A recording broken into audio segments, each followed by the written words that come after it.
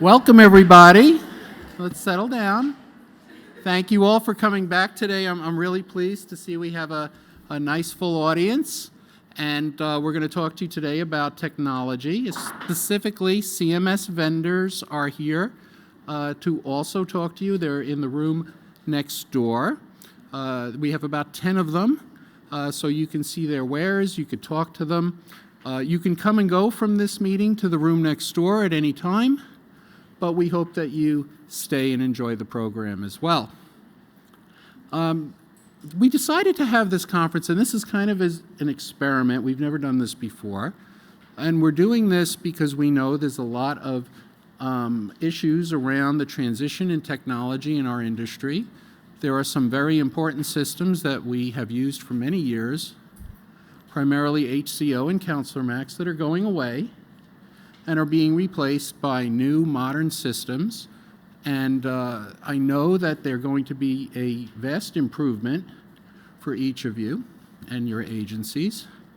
One of the things that you're going to be able to enjoy in some of these new systems, not only is it a modern cloud-based system that you can access on a variety of devices, but also you'll be able to get rid of the paper in your offices and in your affiliates' offices. If you think about how much we spend on paper every year and then how much we store it and spend to store it, at your agencies they're spending per square foot every month, and they're storing dead paper. And then they're getting storage lockers because there are requirements that they hang on to that paper for a number of years. And so a lot of the money, or some of the money that we have in housing counseling, is actually going to storing paper, acquiring paper, storing paper. These systems will allow us to move beyond that and store things electronically in a more secure environment, cloud-based environment, and hopefully free up some money that's currently being spent on acquiring and storing paper and using it to help with the cost of these new systems, because they're not free for the most part. Some of them are, but for the most part not free.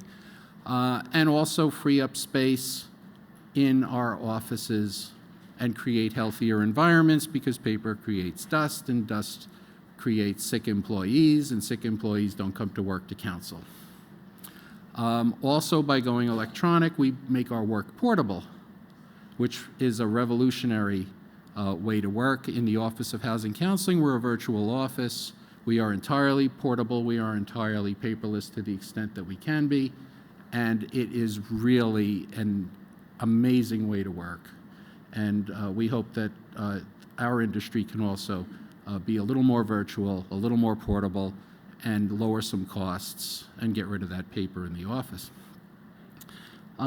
We have a number of presentations for you today, but the first presenter is David Young, and he's from Housing Action Illinois. And David embarked on a project a few years ago and he'll tell you more about that, but to catalog all of the different CMS systems and publish that catalog so that you can make informed choices about which CMS system, client management system, you are interested in using. And David has graciously agreed to come here today and talk to us about his project. So without further ado, David Young from Housing Action Illinois. Thank you, Jerry. Good morning, everyone. How are you today? I hope everyone had fun at the happy hour last night, those of you that were able to attend. Thanks again, Jerry, for allowing me to speak for just a few moments. And yes, Housing Action Illinois, a couple of years ago, created a guide to client management systems because we realized that there wasn't anything out there. So we created a guide. It was first published in 2016, and then we did another guide, 2.0, which was released earlier this year.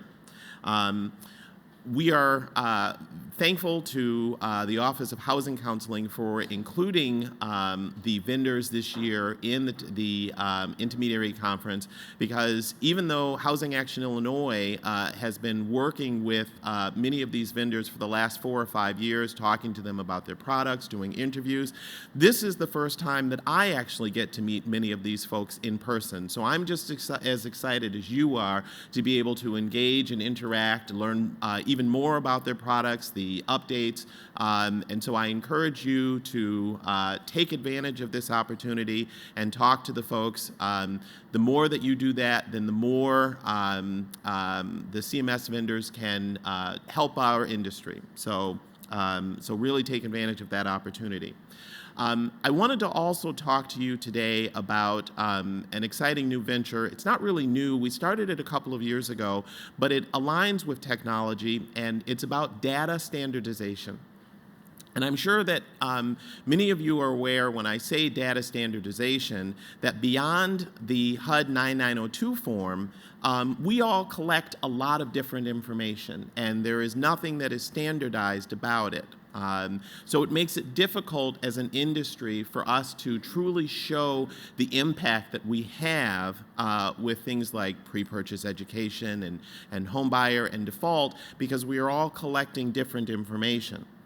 So the National Housing Resource Center in 2017 formed a working group to look at what could we do regarding data standardization. And because of the work that Housing Action Illinois had already been doing with client management systems, we were asked to chair that data standardization group. So at the same time that that was taking place, HUD was also working with Freddie Mac to map the HUD Form 9902 to the MISMO system, which is the Mortgage Industry Standards Management Organization, MISMO. And they have a residential data dictionary that has about 4,400 data points. So our thought was, since HUD had already aligned with MISMO, that it would make sense for us to look to align with MISMO as well. So we are in the process now of hiring a consultant. And what the consultant will do is go through all of those 4,400 data points and determine what is relevant to our housing counseling industry. And then from there, we will be able to create this data standard. And the plan is that we will unveil this standard at a technology convening in January of 2020. Also, as a part of this process, we will do a gap analysis. And this gap analysis tool will be provided to all of the client management system developers, because in order for us to have a data standard, our CMS partners need to embrace that standard. And so we will be providing them with the tools so that they can then determine what they need to add in order to make sure that we have a standard. So again, after this convening in 2020, we will release the data standard. We will be working with the client management system developers to get everyone on board with that, and that will put our industry for the first time on solid ground in terms of being able to report all of the impacts that we are having as an industry. It is going to help us in terms of seeking out funding. It's going to help HUD in terms of seeking out additional resources through congressional appropriation. If you have any questions about that, please see me or give me a call. I'm happy to talk to anybody about that information, but we're very excited to be involved with this process regarding data standardization, and really look forward to being able to roll that out, because it's going to be very good for our industry. So thank you.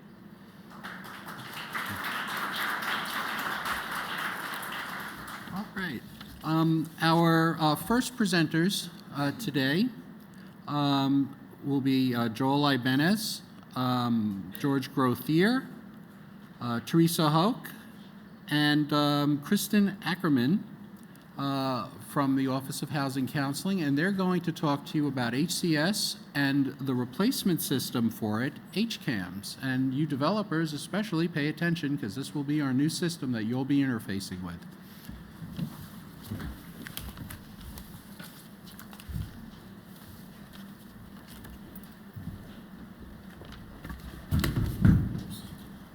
morning. Thanks for finding that for me. Got it.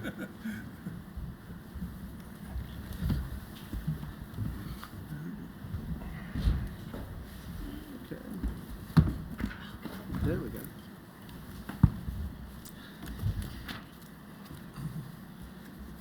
Good morning, everyone. My name is Joel Ibanez. I'm with the Office of Outreach and Capacity Building, where we're going to be talking about HCS today and beyond. I believe you should have those packets in your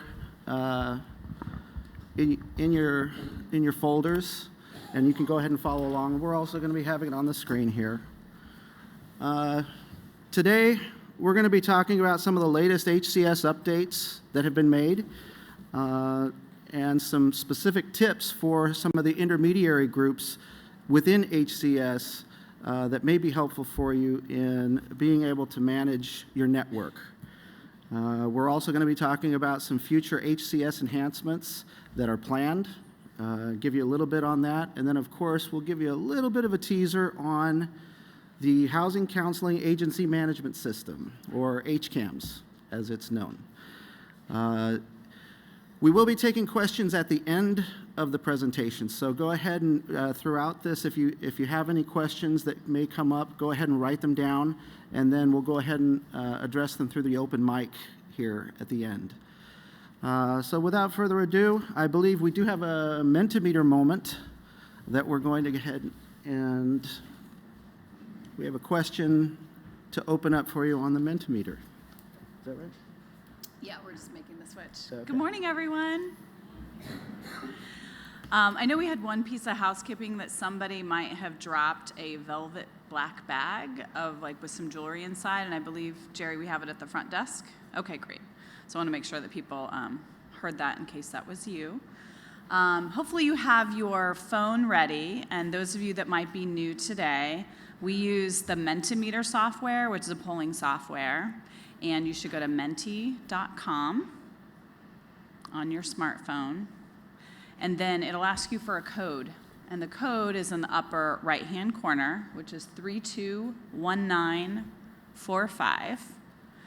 And this is real-time feedback that we can see up here on the stage. We have a couple today, some during this presentation, or one during this presentation, and then 3 later at the closing session. So we want to hear from you today.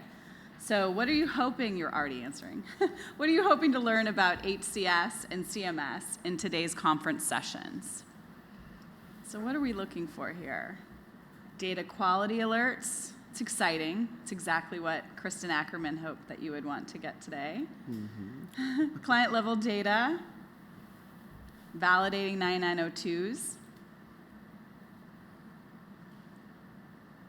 logic behind updates and changes, innovation. Hopefully you'll hear a lot of innovation today. New functionality. Which one to use? Some of you are still looking for the right CMS vendor for you and for your network, so that might be why you're here. Improved data collection and reporting. Lots of people are saying reporting, creating reports, outcome information, things like that. Okay, great. I think most of you have reported in. So thanks for your feedback, and we'll turn it over to our panelists. Thanks very much. Thank you. Well, I'm glad that I have this opportunity to share with you the latest in HCS and what we're doing. During the presentation, Teresa, my tech team leader, project manager for the HCS system, will also give you her insight of some common things that she discovered out there. She manages the help desk. Also, too, we have our resident expert, Kristen, who would field any questions related to the 9902 and the data quality checks that the alerts that we put in there. So with that, I'm always looking forward to have this opportunity to talk about HCS. Sometimes we wonder, when you have such a great system like HCS, what more improvements can you make with it? So, all right now. So, but we are, and I am really fortunate to have a good team that allows us to make some changes. Not all the changes we would love to make, but reasonable changes to help improve as we've gone by. I hope you've seen those and you appreciate the changes that we put in there. Today, I just want to talk to you about the latest, the most recent changes we just implemented. The first slide that you see here has to talk about the new section in 9902, Section 10, the impact section.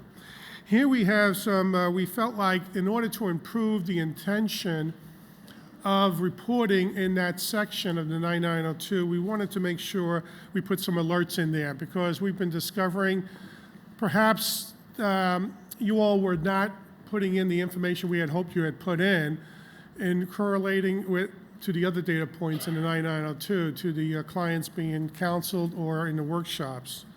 So we put these alerts in there to help educate us and help better in the collecting of that data. And these are the points that we're looking at. So you'll see that up there. Next slide, please. If there's, of course, when you look at a 99.2, when will you get these alerts? If there are no alerts that pop up, you'll just get the same screen as we've always seen. You won't see any kind of a band or alerts or any kind of warning to tell you, hey, there's a potential problem that you have. Next section. Next. Now, if there is a quality data alert, a alert bar will show up right above where all the demographic information is. And when you see that, you'll also will have a button to access the information about that alert. Next slide, please. With this, you'll see then a data quality alert box will be displayed. This will then tell you specifically the discrepancy we see that needs your attention. Next slide, please. So what happens when you do see that? You basically have three options on this. And what we're looking for is that even though these, the quality alerts just indicates that while the 902 has been submitted and accepted by us, because we have our own verification of data, requirements data coming across that the system checks, we just feel like there are some indicators that may be some errors in the reporting of the data at your end, at the business end. So you have three choices what to do with this. The first choice, of course, well, just ignore it. It is what it is, and you feel comfortable by it. But the alert will always be presented each time you go into 992 as a reminder to check it. The second step, of course, what you can do is recognize that perhaps there is a error in your reporting, and you'll have the opportunity to make that correction. You go into the 992 report, edit your the numbers that you posted, and hopefully the alert then will just disappear. The third choice is that you can accept it. Sometimes it is what it is. Even though we have our impression of what the alert was based upon or was built on, you may still feel comfortable and you're certified that this is the correct information. Next slide, please. So by doing that, by accepting it, what you do is you indicate that one alert that you're looking at and you say, I accept this information, it is true, I do stand by it. And then you hit the accept button on that. And what that does is just gives us a confirmation that you did look at it and you do stand by it, so there's no problem with it. The information, the impression that we want to leave with you, however, is that this is not a negative alert. It's just something that we feel like we can give you a guide to give you, maybe you just need to pay attention to this, give it one more look to make sure the information there is accurate. That is all our intention on this is, so as we get more comfortable with the Section 10 and posting the impact information a little bit more accurately. If you have any, we'll have more questions on this. Next slide, please. We'll have more questions. If you have questions on that, Kristen, of course, will give you a response. But I want to show you this one slide, is that in our webpage, the Housing Counseling webpage, we have a section there that lists all our releases that we push out as improvements. You see, I'm in the way here, but it's in the bottom section where it says improve releases. And in there, for this particular aspect, for the impact, the alert section, you'll see it is posted for release 14.18. That's our latest release that we put out. And in there, we go into great detail, all those alerts, what you should do, how you go in there, whether you're using a CMS or making changes manually. We give you instructions and guides on that. It's really a helpful place to look. on all aspects of what we do in HCS. I hope you're familiar with it. I hope you're comfortable with it. And I hope you're using it too. But I direct you to go there for this particular segment of the presentation. The next slide, please. Next, we have client data. As you know, we're collecting the client data. That has been a requirement from day one. We have 4 data sets that we pull in. CMSs are assisting us in collecting. One is the agency profile, second is the counselor, third is the 992, and the fourth has been the client data. Over the last 2 years, we've been really putting a lot of emphasis on getting that fourth set that has been neglected a little bit, the client data. In order to do that, you can see on your summary page, you can see the results of you submitting your client data to us. That number that's posted on the bottom is actually a link as well to see that client data. Next slide. What you'll see when you click that link, it'll give you access to the client data that you sent to us, the file. You notice also there's no personal information posted. There's nothing in there. All it is just the information we need to recreate the 9902. You have a client identifier along with the demographics and the counseling services they're receiving. Much like you use when you create in your CMS your 9902 report. We're now trying to catch up to what you're doing at your CMS level, at our level. Next slide, please. So the importance, the emphasis here is that we're collecting the client data for the sole purpose of trying to recreate the 992 at our end, and then we'll remove that burden from your end. You won't have to submit the 9902 eventually. So in order to get that, one of the things we have to do is make sure, one, we have to get the client data to us, and then one, is the client data complete and accurate? This is just a quick check for you to look at in your summary page. Your 9902 posting should match your client data. In this example, if your 9902 said you service 35 clients and you have submitted 35 client files to us, perfect. That's what we want to see. Unfortunately, we're not seeing those numbers adding up. Please look at that, and then if you see a discrepancy, you should get with your CMS and say, why is that?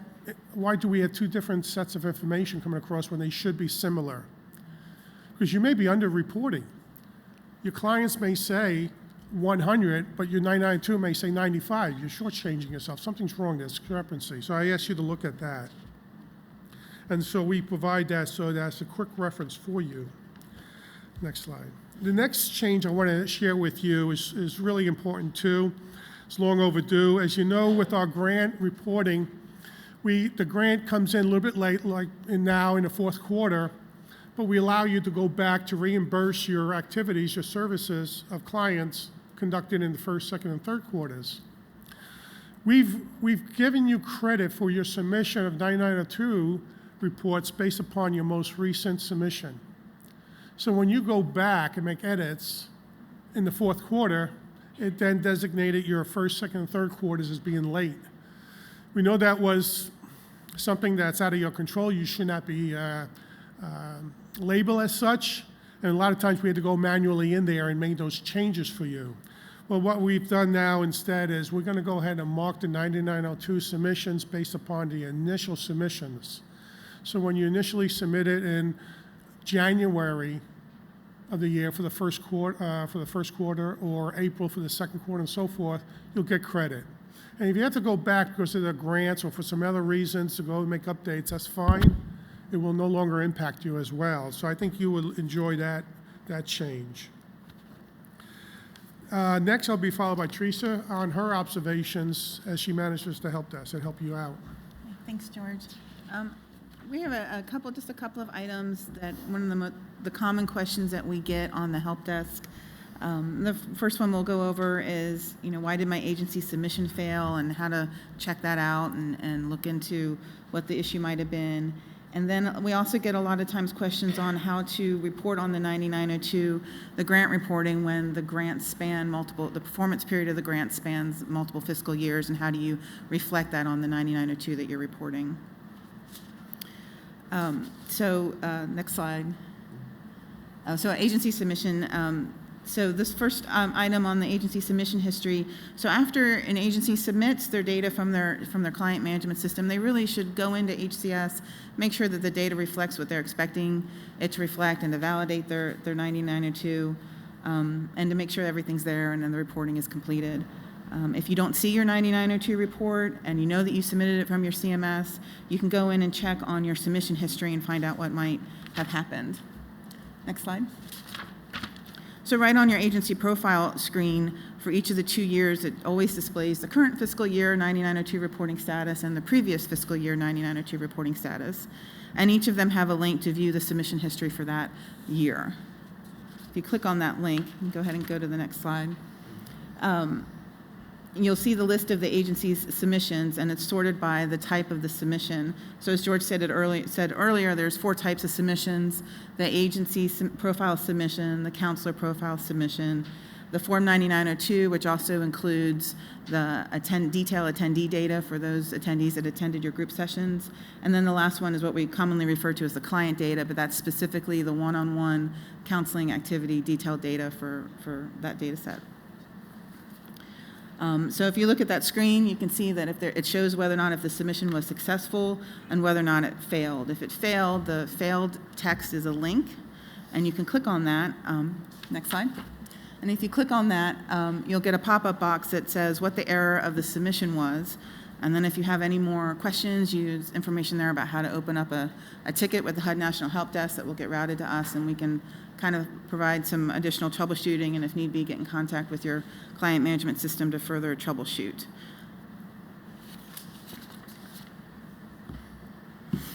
So the next item on HUD 9902 grant reporting. So very often, with the grants in the most recent years, the performance period of the grants span not only the current fiscal year that they were awarded in, but they also go into the next fiscal year. So they have a multi-year performance period. But however, the 9902 is cumulative just for the fiscal year. Next slide. So in the scenario that we're going to be talking about, we're going to use the last year's 2018 grant as an example. It was awarded in fiscal year 2018, but actually had a 2-year performance period, all of fiscal year 2018 and all of fiscal year 2019. So the FY 2019 9902 should only include reporting from that grant when you're reporting on the HUD-funded activities that actually occurred in 2019. And the counseling activities that occurred in fiscal year 2018 that were funded by the same grant should only be reported on that 2018 9902 and not added on to the 2019 9902 as well. So we have an example, the same scenario, an example of an agency, let's say they conducted in the entire performance period 70 counseling activities from that 2018 comprehensive grant. 100 counseling activities. 70 of them were conducted in 2018 and 30 of them in 2019. So when you go to your 9902 reporting, the 2018 9902, when you get to the end of the year, should only have a total of 70 counseling activities attributed to that 2018 comprehensive grant. And then when you get into 2019 and start reporting any activities that occurred in 2019, and as I said earlier, there'll be, let's say by the end of the year, there's 30, the 2019 9902 should only have 30. So you would never report a total of 100. The 100 would come from the 2 different years, adding those up. But on the individual 9902s, which again are cumulative for just the fiscal year, you would just report those activities for those individual fiscal years. So we have a couple of tips that we wanted to share with some of the intermediaries that have to manage their sub-agencies. The first one is a new change that we've made to the agency review spreadsheet, and it'll be helpful in identifying those agencies that may not have completed their agency profile validation. So in order to access the agency review spreadsheet from the main navigation, there's the agency menu, and then right underneath the agency menu, there's a link called Advanced Agency Search. And when you click on Advanced Agency Search, in order to get a list of all of the agencies in your organization, you just click the search button. You don't have to add any additional search criteria. And then the search results page will display, and there's 3 buttons at the top that provide different spreadsheet information. And the third one is the agency review spreadsheet. If you click on that button, it will open up the data into an Excel spreadsheet. Next slide. And the last 2 columns that have been added are the last validated date and the next validated date. So this will display the last time the agency validated their agency profile data and the next time they are due to validate their agency profile data. So you can quickly identify maybe those that are late or those that are coming up and may need to complete that action in HCS. The next item is on the budget allocation. So when you do get your grants, particularly those grants that span multiple fiscal years,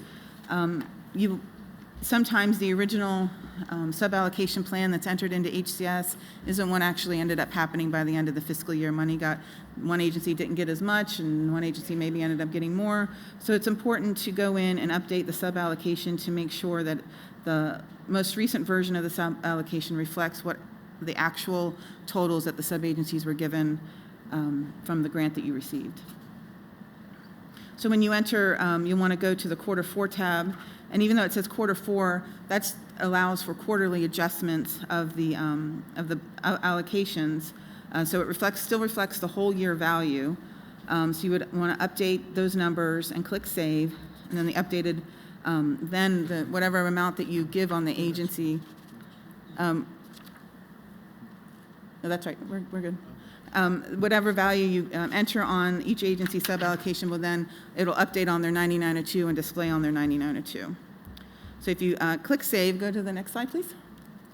If there are remaining funds, if you didn't end up using as much as you anticipated using during that initial period of the grant, budget allocation page will display that there's remaining funds left over, and then you can then go to the next fiscal year and allocate the remaining funds to your sub-agencies in the next fiscal year. So you can select the year from the year drop-down menu, and then the next fiscal year page will display. It looks very much like the previous year, but because the 9902s are fiscal year based, the sub-allocation is fiscal year based as well. So here you can then now allocate the remaining amount from your original award that's left over to your sub-agencies and click Save, and then that amount will then display on their 9902 for the next fiscal year as well. Thank you. Well, the next thing I'd like to discuss with you is just show you, pull back the curtains a little bit, let you look through the windows, some of the things we're planning on releasing here in the next couple of months. So I'll just share with you some of those items that we plan on providing to HCS, making some modifications.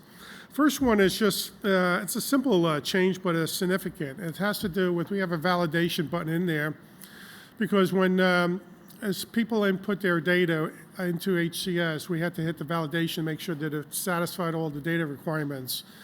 We've put all these quality controls in HCS now, so these things are done automatically through the system. So we're looking at now instead, though, for you to certify the report so that you can say, yes, this is truly the report that I stand by.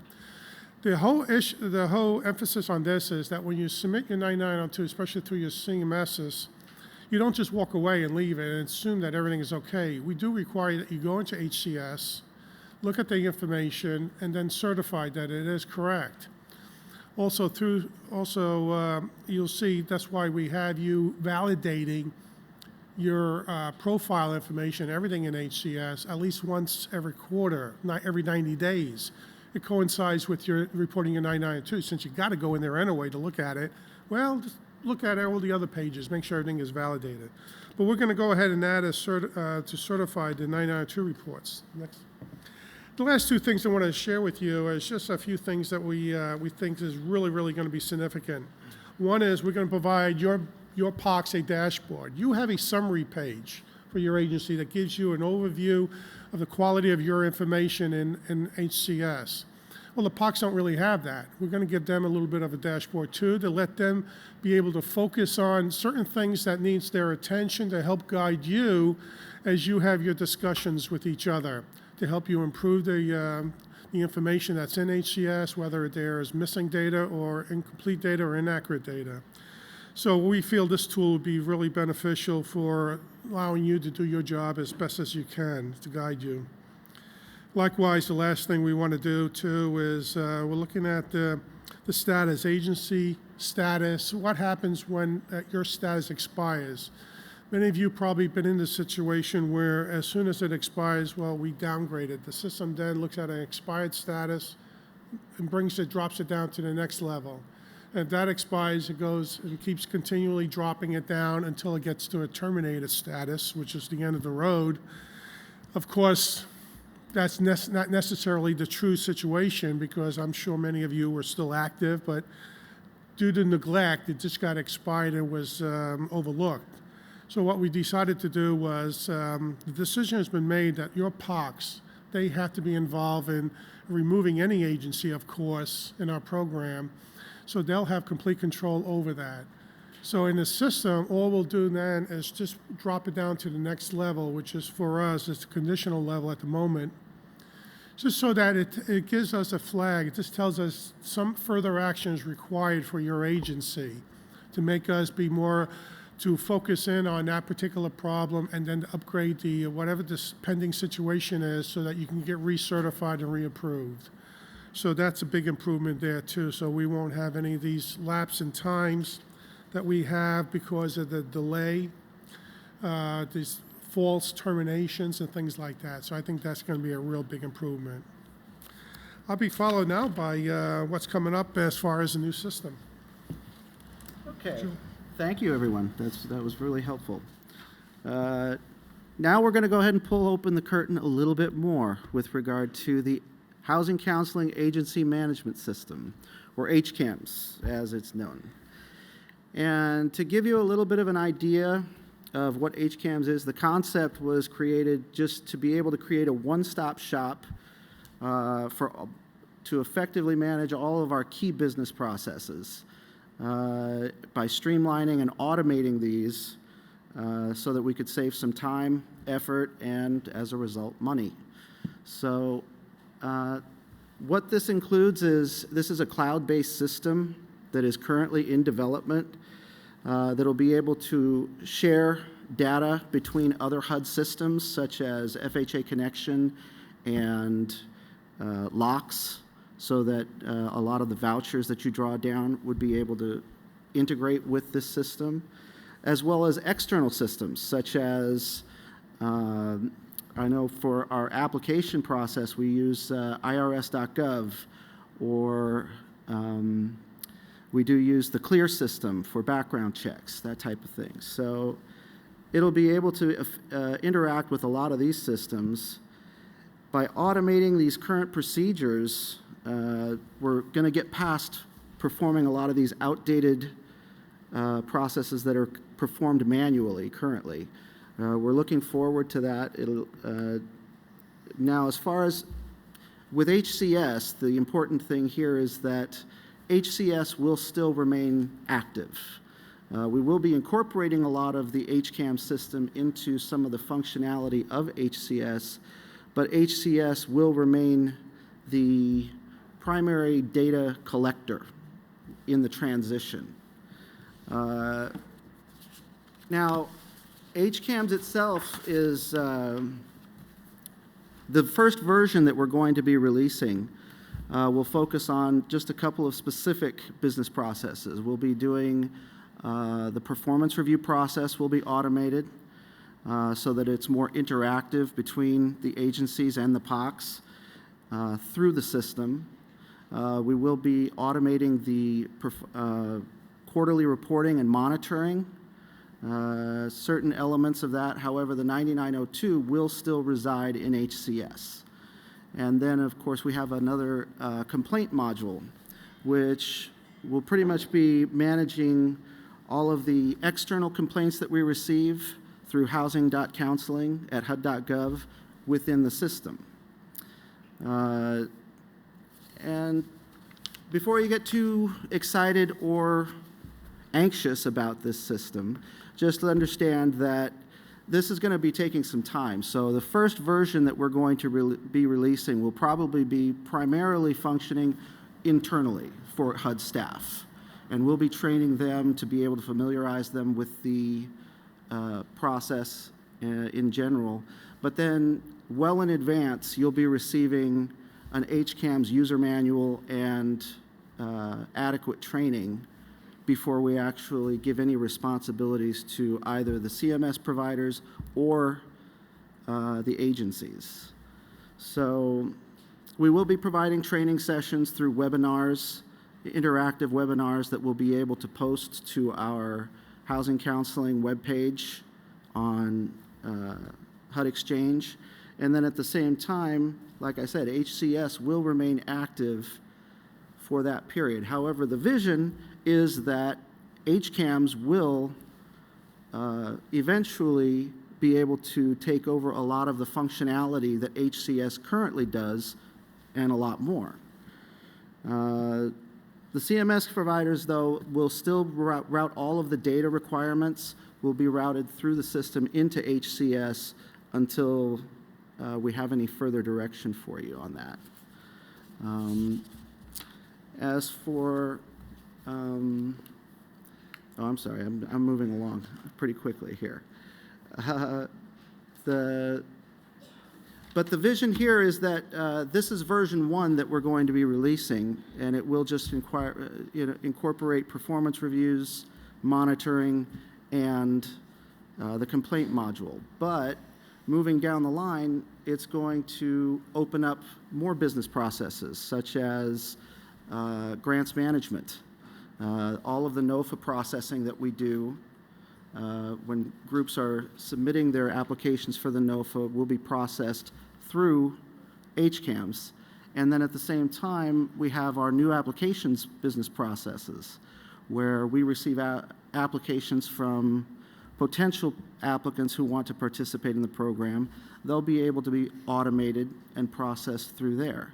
And we'll be able to use it as a sort of a gatekeeping mechanism for ineligible applicants who may, not qualify. We'll be able to reduce some of our staff time in having to review those applications so that we're only looking at the eligible applicants that come through.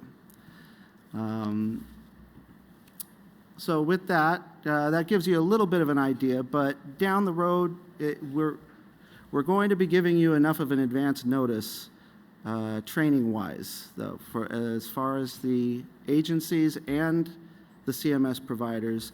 We'll be giving you plenty of advanced training and notice prior to your having to submit anything into this new system. So the first version that we're going to be rolling out will probably be targeted toward the end of March 2020, but that will be primarily for internal processes. The second version that we roll out will probably move more interactive with external users. So that's when we'll be able to open up the training for all of our external housing counseling agencies. So just to give you an understanding as to some of the resources that we have, our housing counseling system webpage on HUD Exchange. We have the link there for you in the packets. We also have the HCS login link that will be able to take you to HCS. For any HCS technical support, we do have our 888 toll-free number or our local 202 number that can be reached. And then the client management system webpage, which is also on our HUD Exchange website. The link is there. So with that, we can go ahead and open it up for any questions that you may have for any of the panel, including myself. If you'd like to go ahead and feel free to use the open mic here at the center of the room, and we can go from there. Thank you.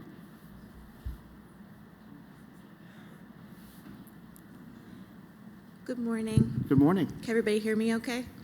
Okay, my name's April Hoover. I'm from the Mon Valley Initiative. I had a question about reporting over multiple fiscal years, so when the performance period covers more than one fiscal year, going back to that conversation. So the example that I thought of, if a client comes in and it's a billable activity for the fiscal year of 2018, you track them on the HUD 9902. But they come back to you in fiscal year 2019, that's another billable activity. So we want to make sure that we're giving you the best data possible. So technically, you can't take the 18 and 19 number and add them together because you may be double counting one client who has come back again because the performance period is covering multiple fiscal years. So I was curious as to what comments HUD had on that, like how you're reporting the information. Are you doing it by performance period, or do you actually split it by fiscal years? Kristen, you want to take that? All the reports are based on the fiscal year. So like when you see our total numbers, it's based on the 9902 fiscal year reporting. We're not combining the different fiscal years to get a performance period report. So the worry of double counting clients and that doesn't matter based on how you report the information. Well, there is an FAQ that we have about when, like, I guess I would consider that as a carryover client, and we have some FAQs around that. I believe they shouldn't be carried over unless they're getting a unique service in the next fiscal year. So if they come in if they're still an active client and they come in for a different type of service, they can be counted again. If they're getting the same service again, they wouldn't be counted again because they only get counted once per service provided. Even if the activity would be the same service type and it still could be billable to HUD, you just need to be conscious of that on the 9902. Right. Okay. You can bill us twice, but you can only report them once. Yeah. Thank you, that answers the question. Okay.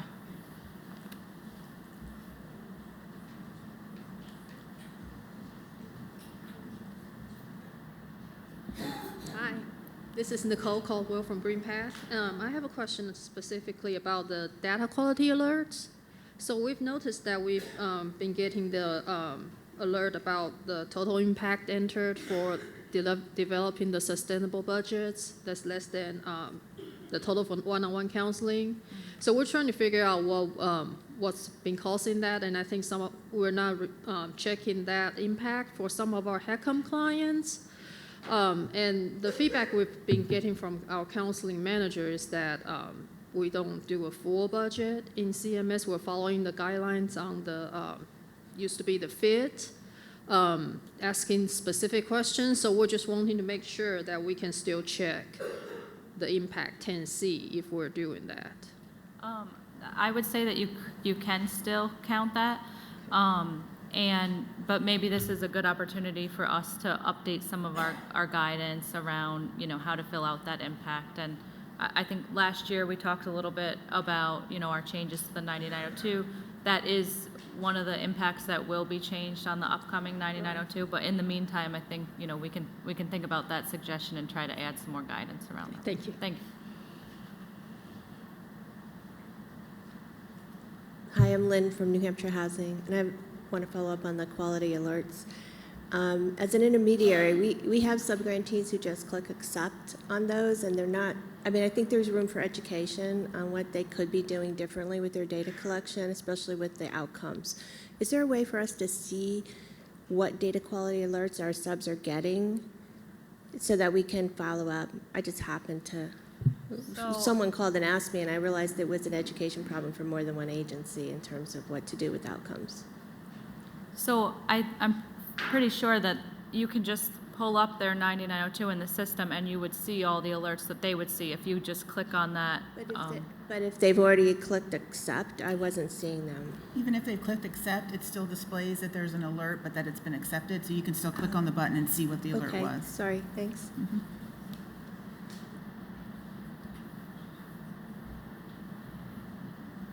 Hi, I just want to follow up on the comment that she made earlier.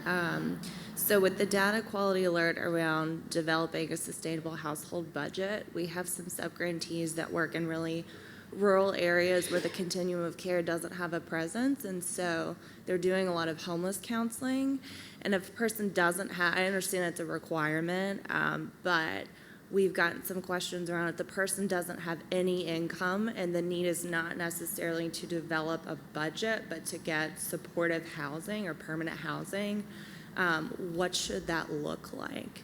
Because they have a standard budget form, they can just write, no income on it, but then you're just sort of checking a box. So was wondering if anyone else had that question or if you guys have any guidance on that. Internally, we had definitely discussed that there might be some situations where you're not really creating like about problems with the word sustainable, and what does the budget look like specifically for homeless clients. But it is a requirement that's in our handbook that it's part of a counseling session. And so, a budget for homeless counseling might look different than one for pre-purchase, but I think we just want to see a sense that the counselor actually took a look at, maybe the benefits that a person is receiving, or, how can they, just taking a look at their complete situation, how they can get them to access the resources that they need. And in that, if they're doing that work, I think it could be considered as achieving that outcome. Okay, thank you.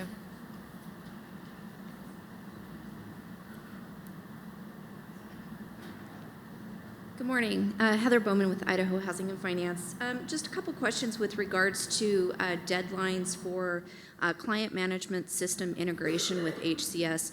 I know there's, with so many different client management systems we have out there now, all of them are required, if they're approved by HUD, to basically talk to the HCS system and transfer data, but we're still allowing people to go into HCS and manually enter in information. Is there a set deadline from HUD with regards to when everything has to be transferred electronically and they'll no longer be able to go into HCS and hand enter in the 9902 data? Well, what we have, the requirement has been set a couple of years ago for everyone to use it. It is a requirement for everyone to have a CMS in place and to be using that. The reason why we allow the manual input is not so that they can disregard the CMS. That was never the intention. But because of our business requirements of having deadlines to submit your 9902 reports and things like that that could impact on your grant evaluations, we didn't want to jeopardize any agency of delaying their submission because they had technical problems with their CMSs. So we've always allowed like a backdoor approach to them fulfilling their requirements, their obligations, and that's the intent of that. It was not to replace the CMS like an either or. It was simply to say, use your CMS, but we recognize there are problems, and we can't handle the CMS problems. I mean, you have to deal with a third party. But in meanwhile, you can still fulfill your obligation of submitting your reports to us. That's the intent. Okay, and then a follow-up to that with the client level data. Obviously, I'm not on the technical side with regards to the client management systems, but how much data is being transferred? Are we talking about personally identifiable information, like names, addresses, or is it simply just client ID numbers and then 9902 data? Yeah, primarily it's the 9902 data because our intention is to try and recreate the 9902 and then to conduct further analysis in a spreadsheet format or other reports from that. To get a good complete listing of what we collect is if you go to the CMS page, webpage, you'll see a data dictionary there that gives you a listing of all the data that we get transferred over. Do you have any other comments on that? There is names and personal identifying information that is transferred over. Okay, all right, thank you. If I could just go back to your initial question, while we might not have a set date in mind where we're going to turn off that manual function, anybody that read the NOFA this year or was on that How to Apply webinar knows that we've begun to look at some things like, are you submitting the data using your CMS and 9902 timely reporting as a factor that we're pulling on our side to determine that. So okay, there is some incentive. Yes, I noticed that this year. Thank you.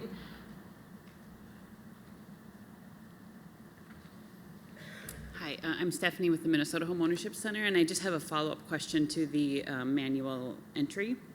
So we have been pretty successful in having folks submit things electronically from Counselor Max as a CMS that all of our organizations use to HCS. But when we have received funding, we've typically gone back to update the HUD column manually based on the 9902 that they submitted to us during that first, second, third quarter. And so I guess my question is, with the change, and I think primarily we were doing that because we wanted to preserve that submission date so that it didn't show up as coming in late. And I guess my question is,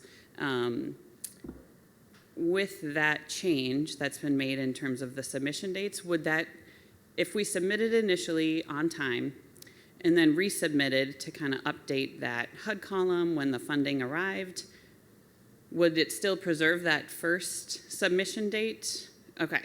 And then I guess the second question is it okay for us to continue to just enter then those HUD numbers later manually, or is the preference to resubmit electronically?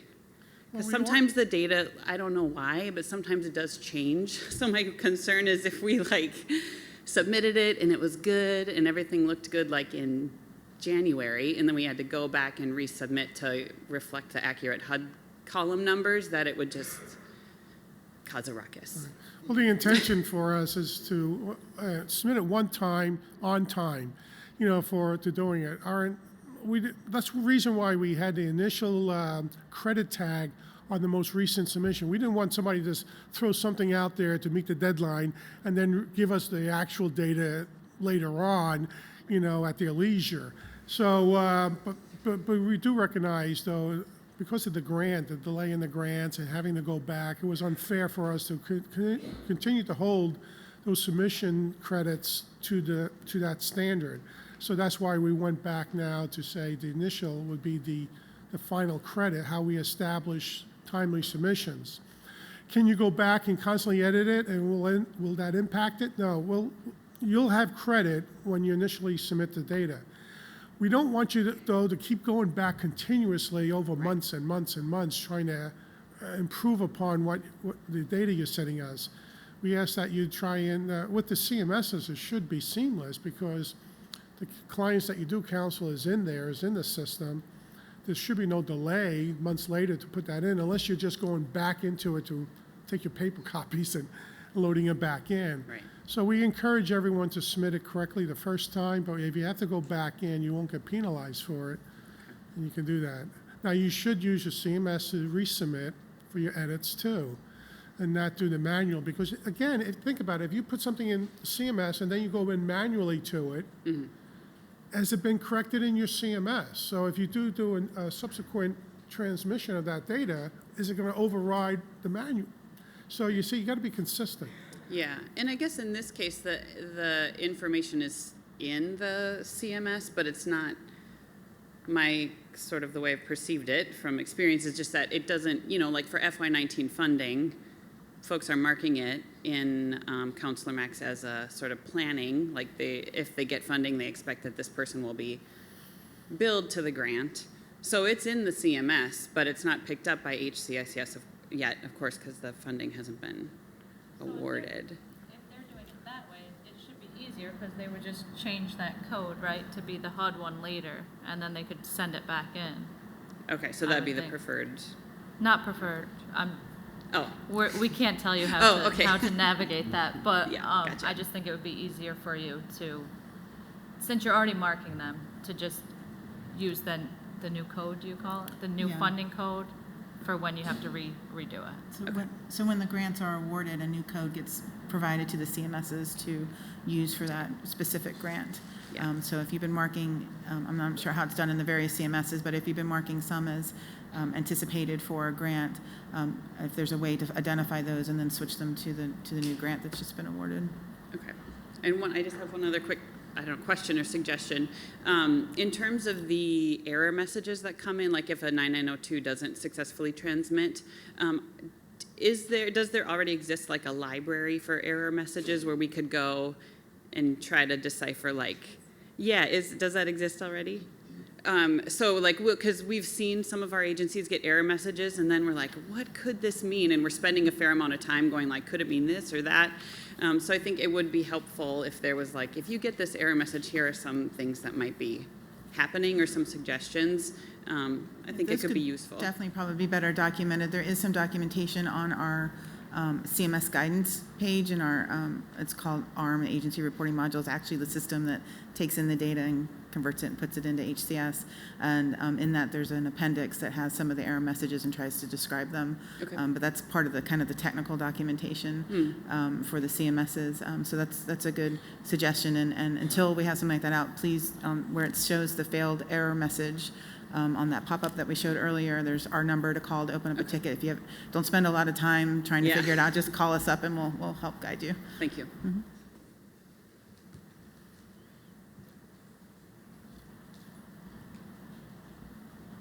Any other questions? No? All right. Well, thank you very much.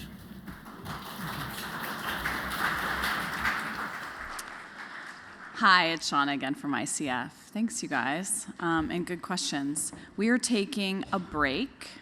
Our next session doesn't start until 10:30. So you're free to do what you need to do in terms of a break. You can go next door and visit some of the vendors. But we'll see you back here at 10:30 for the 4 CMSs and the updates.